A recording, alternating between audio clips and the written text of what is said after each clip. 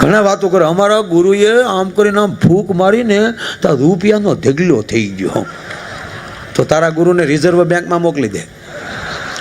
અમારે ખોટે ખોટા નાસિકમાં રૂપિયા સપાવવા નહીં.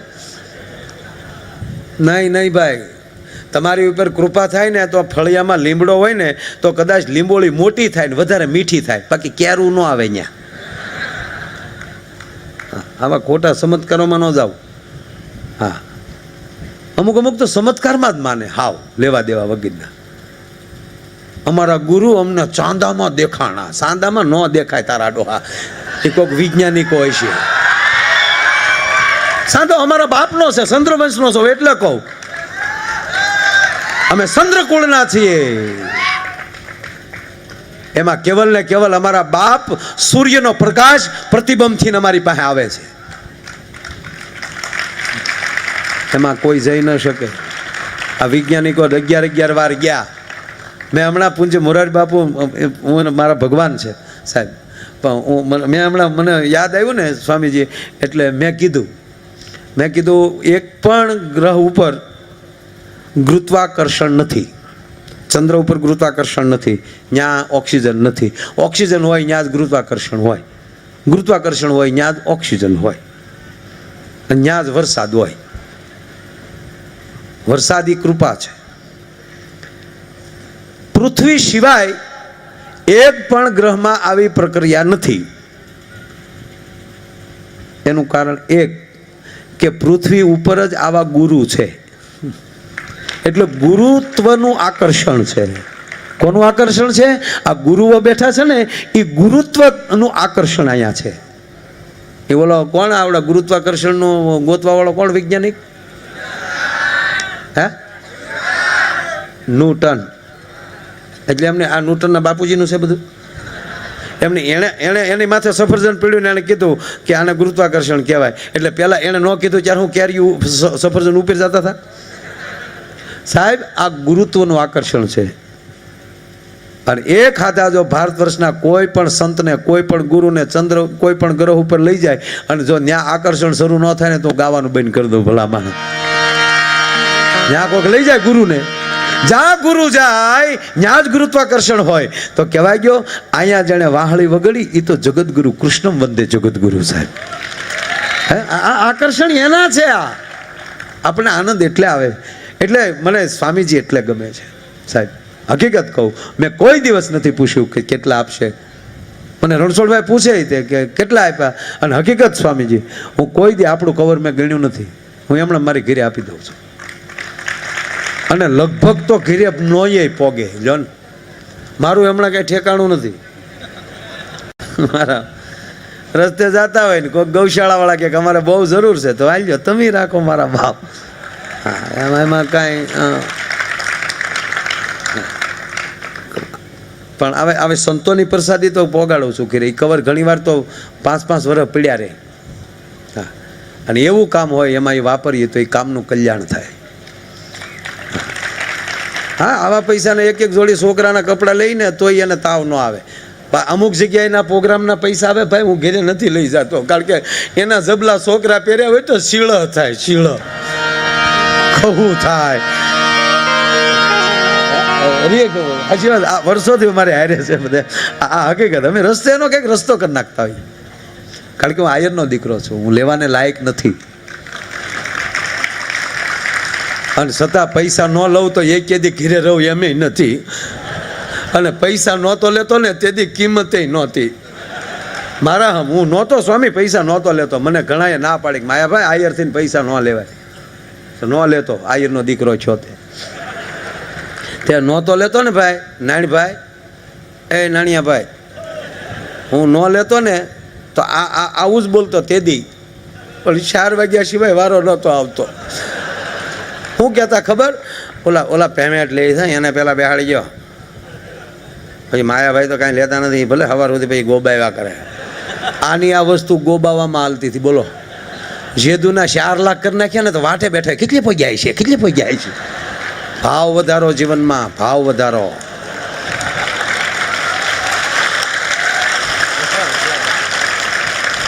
હા, ભાવ વગરની ભક્તિ નકામી છે ભાઈ. પણ મને એ ખબર છે એટલે કહું કે એ ગમે એવડે પેમેન્ટ લઉં, મારે મારી વાત આવી ખોટી કરવાની ન હોય, પણ મને ખબર હોય કે મારે કયો રૂપિયો ક્યાં વાપરવો. વાત એ છે. એમ કમાણી બધી કરો 100%, પણ કયો રૂપિયો હારા કવર આવ્યા હોય ને એ જ હારા કામમાં વપરાતા હોય. મારા આ નરું સત્ય છે. અને મારે તો મજા એ જ છે કે સાહેબ એ પછીનો નબળો એ કે પ્રોગ્રામ નથી મળ્યો. નહોતો લેતો તે દે હુરજન દાદાના લાભાર્થી કેવા પ્રોગ્રામ કર્યા કા. એ ભાવનગરની હેરીએ બેઠા હોય, હજી લાખો તૂટી ગયા હો.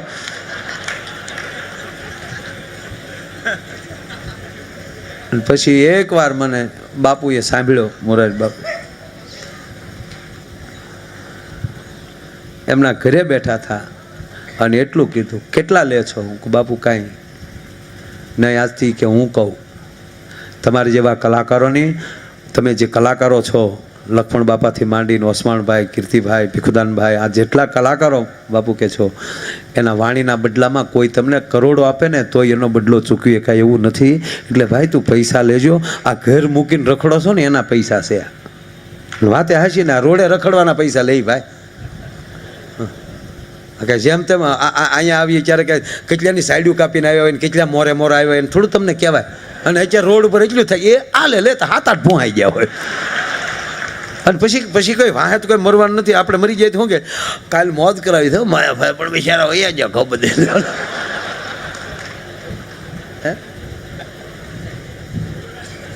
પણ એક કહું તમને, સારું કરીને જશો તો ભલે શરીર રૂપી ભૂહાઈ જાવું, પણ વાણી રૂપી જિંદગીમાં નહીં ભૂહાઈ ભલા માણે. આ હેમુ ગઢવીને વેગે એટલા વર્ષ થયા, પૂજ્ય નારાયણ સ્વામી વેગે એટલા વર્ષ થયા, તો એ મારા ને તમારી વચ્ચેથી શરીર રૂપી વૈયા ગયા, પણ એની રેકોર્ડો તો હજી વાગે છે ને. દાદા હો દીકરી વાગડમાં ન દેજો રે સઈ, વાગડની વઢિયારણ સાસુ દોયલી રે દાદા હો દીકરી. આ વાગડમાં ગવાય મારે, પણ ડર હતો કે સંસ્કાર વગરનું ખોરડું હોય એની દીકરી વાગડમાં ન હાલે. ભલા માણા અહીંયા હાહુ એવી બેઠી હોય કે વહુ શું અત્યાર સુધી હજી હુતા છો, આ તો સંસ્કારના ખોરડા. એમાં એના કડિયું સાંભળો તમે, એના અર્થો કરવા બેહો તો જે અહીંયા જે સંસ્કાર આપ્યા છે.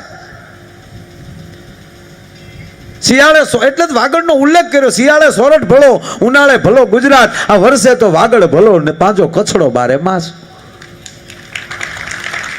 આ દુહામાં જો વાગડને લેવામાં આવ્યું હોય તો આ વાગડના સંસ્કાર છે સાહેબ. એટલે ભાવનગર માર્કેટિંગ યાર્ડ સામે સાહેબ કેવડી મોટી જગ્યા. અને એમાં આ જણાવતા મને આનંદ થાય કે અહીં બધો મારો ડાયરો બેઠો છે વધારે, કે આ સ્વામી મને કે માયાભાઈ મેં કોઈ દી એવું નથી પૂછ્યું કે અમારા મંદિરે આવ્યો એણે તિલક કરેલું છે કે નથી કરેલો, અને કોઈ દી એવું નથી પૂછ્યું કે તું ક્યાં સંપ્રદાયનો છો. હું તો સનાતનનો સાધુ છું.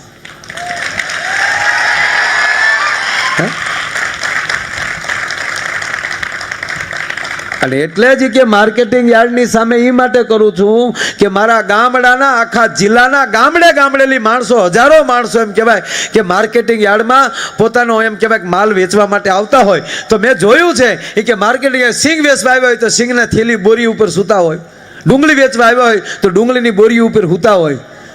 અને કે મારે બોર્ડ મારી દેવું છે કે તમારો માલ માર્કેટિંગ યાર્ડમાં મૂકીને અમારા મંદિરે વ્યાવજો, તમને રહેવા માટે રૂમ અને જમવા માટે ભોજન મળશે. ભજન અને ભોજન બે કરાવવું એ સંતની ફરજ છે સાહેબ. 1 રૂપિયો નહીં લેવાનો એનો. પણ સત્સંગ હોલ બનાવવાના અમારા મવામાં પણ એક બનાવી રહ્યા છે સાહેબ.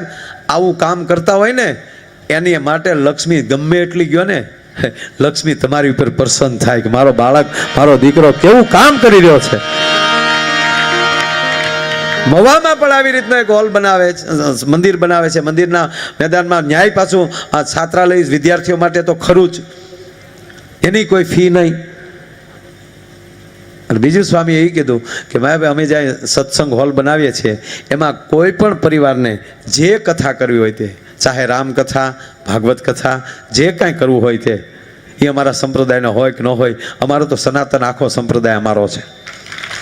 પણ કોઈ પણ અહીંયા આવે એ પછી 500 માણા હોય, 1000 માણા હોય, 1500 માણા હોય કે 2000 માણા હોય, એ 9 દી રામકથા હોય તો 9 દી રોકાય, 9 દી રામકથા કરે.